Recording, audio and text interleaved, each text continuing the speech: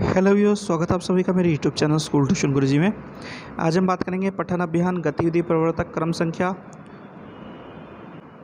59 की, जो कि 31 मार्च के लिए जारी किया गया है। ये कक्षा 6 से 8 तक का कौन गतिविधि प्रवर्तक है। यहाँ बच्चे अपना नाम लिखेंगे और अपने कक्षा अध्यापक का नाम लिखेंगे। बच्चों, आज के हम गतिविधि प्रवर्तक में एक कहानी पढ़ने वाले हैं, एंट्रीक्लोज और शेर की, जो कि इटली या रोम की लोक कथा है बच्चों। तो चलिए बच्चों, देखते हैं, जानते हैं, समझते हैं कि आज की गतिविधि प्रवर्तक में आपके लिए क्या खास है और आज का गतिविधि प्रवर्तक आपको क्या बताना चाहता है। तो बच्चों, पुराने समय में यूरोप में धनी लोग अपना यहाँ दास रखा करते थे। उन दासों को अपने स्वामी की हर आज्ञा का पालन करना पड़ता था। ऐसा ही एक दास का नाम था एंड्रीक्लोज था। एंड्रीक्लोज का स्वामी अपने दासों के साथ पशुवत व्यवहार करता था। पशुवत व्यवहार का मतलब पशुओं जैसा व्यवहार करना, यानी कि उन्हें मारना, पीटना, समय पर खाना न देना, पानी न देना, इस तरह का व्यवहार पशुवत व्यवहार कहलाता है बच्चों। अगर आप पढ़ोगे इसके मीनिंग को, तो वो क्या करता था, उनसे बहुत काम लिया जाता था, फिर भी उन्हें भूखा रहना पड़ता था। एंड्रीक्लोज को भी दिन रात यातना सहनी पड़ती थी। एक दिन यातनाओं से तंग आकर वह चुपके से भाग गया। वह जंगल की पहाड़ियों के बीच एक गुफा में रहने लगा। तो क्या हुआ बच्चों, एंट्रीक्लोज जो था वो परेशान होकर के भाग गया था। आगे क्या हुआ बच्चों, एक दिन वह जंगल में घूम रहा था तो उसके सामने से आते हुए एक शेर को देखा। एंट्रीक्लोज डर गया। वह शेर को दूर भगाना चाहता था, परंतु उसे उपयुक्त अवसर नहीं मिला। शेर धीरे धीरे उसके पास आया और बैठ गया। वह अपना अगला पैर बार बार उठाकर एंट्रीक्लोज से कुछ इशारे कर रहा था। एंट्रीक्लोज का भय दूर हो गया। उसने ध्यान से देखा और पाया कि शेर के पंजे में एक बड़ा सा कांटा गड़ा हुआ था। उसने तुरंत कांटा खींचकर उसे निकाल दिया और घाव पर जड़ी बूटी का रस लगा दिया। शेर को आराम मिला। उसने एंट्रीक्लोज को कोई हानि नहीं पहुंचाई। यानी क्या हुआ, एंट्रीक्लोज जब भाग गया तो वो जंगल में रहने लगा और जंगल में उसकी मुलाकात शेर से हुई, जो कि घायल था। अब उसने क्या किया, शेर का कांटा निकाला और उसे दवाई लगाई। इससे उसे बहुत आराम लगा और उसने शेर ने बिल्कुल भी परेशान नहीं किया एंट्रीक्लोज को। फिर आगे क्या, शेर और एंट्रीक्लोज गुफा में साथ रहने लगे। इधर एंट्रीक्लोज की खोजने के लिए स्वामी के सिपाही जंगल में घूम रहे थे। उन्होंने एंट्रीक्लोज को गिरफ्तार कर लिया और अपने स्वामी के पास ले गए। स्वामी ने उसे कारावास में डाला तथा 1 माह बाद भूखे शेर के पिंजरे में डाल देने का हुक्म दिया। नियत तिथि को स्वामी ने दरबार लगाया। एंट्रीक्लोज को कारावास से निकालकर भूखे शेर के बड़े से पिंजरे में डाल दिया। भूखा शेर लपका, परंतु एंट्रीक्लोज को देखते ही वह शांत पड़ गया। एंट्रीक्लोज के पास आकर वह उसके सामने बैठ गया।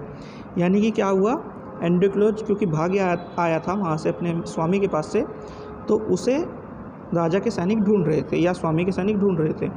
उन्होंने क्या किया, जंगल में उसे देख करके पकड़ा और कारावास में डलवा दिया। और ये उसने, जो स्वामी था उसका, उसने ये बोला कि अगर एक मास तक इसे भूखा रखो और उसे फिर शेर के पिंजरे में डाल देना। और जब जिस दिन उसे शेर के सामने डाला गया तो वो शेर के जो था उसके सामने आकर के बैठ गया। ऐसा क्यों हुआ बच्चों, अब ज़रा आगे देखने की कोशिश करते हैं। कि उपस्थित जनसमूह यह दृश्य देखकर चकित रह गया। वास्तविकता यह थी कि वह वही शेर था जिसके पंजे से एंट्रीक्लोज ने कांटा निकाला था। शेर एंट्रीक्लोज को पहचान गया था। एंट्रीक्लोज ने तब स्वामी को पूरी घटना बतलाई। यह सुनकर सभी लोग चकित रह गए। उन्होंने स्वामी से प्रार्थना की कि एंट्रीक्लोज को दासता के बंधन से मुक्त कर दें। स्वामी ने लोगों की बात मान ली। उसने एंट्रीक्लोज को ढेर सारा धन देते हुए कहा, एंट्रीक्लोज, आज से तुम स्वतंत्र हो। तो हुआ क्या बच्चों, जब ये सब चीज़ें उसने देखी तो सारी बातें उसने सब व्यक्तियों को बताई और सब व्यक्तियों ने उसके स्वामी से कहा कि आप इसे दासता के उससे मुक्त कर दो। तो स्वामी ने क्या किया, सबकी बात मान ली और एंट्रीक्लोज को बहुत सारा धन दे करके उसे स्वतंत्र कर दिया। ठीक है बच्चों, अब जरा प्रश्न उत्तर देख लेते हैं बच्चों। पहला प्रश्न है, इस कहानी में जिन शब्दों के अर्थ और उच्चारण में आपको कठिनाई हुई हो, उन शब्दों की सूची बनाइए तथा अपने शिक्षक, शिक्षिका या परिवार के सदस्यों से उनका अर्थ और उच्चारण पूछकर उनका अभ्यास करें। तो बच्चों, जैसा कि मैंने अभी आपको थोड़ी देर पहले बताया, वर्ड्स को आप अपनी परिवार के सदस्यों से या शिक्षक, शिक्षिका से पूछ करके लिख सकते हैं। जैसे कि कुछ वर्ड मैंने आपको उदाहरण के तौर पर ऊपर बताए थे। अगला प्रश्न है बच्चों आपका, इस कहानी के आधार पर बताइए कि हमें पशुओं के प्रति कैसा व्यवहार करना चाहिए। तो इस कहानी के आधार पर अगर बात करें बच्चों, तो हमें पशुओं के साथ भी मानवता का व्यवहार ही करना चाहिए, क्योंकि उन्हें भी हर तरह की पीड़ा महसूस होती है जैसे कि हमें महसूस होती है बच्चों। ठीक है, चलिए प्रश्न नंबर 3 देखते हैं।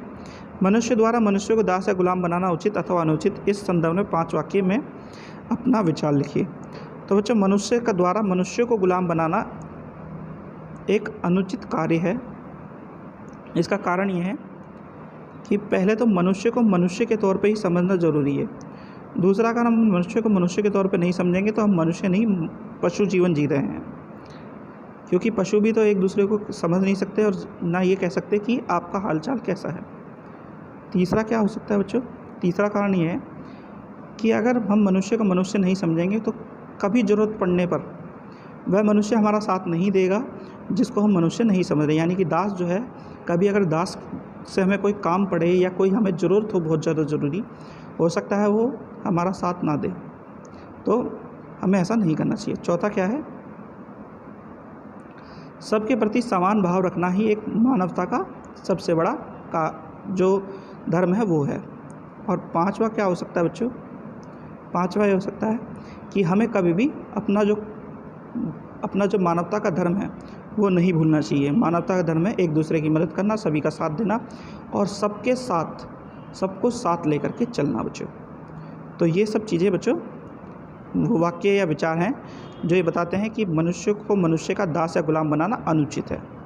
ठीक है बच्चों? तो बच्चों, ये हो गया आपका कार्यपत्र कंप्लीट और वीडियो भी। आशा करता हूँ आपको वीडियो अच्छी लगी होगी। Thank you.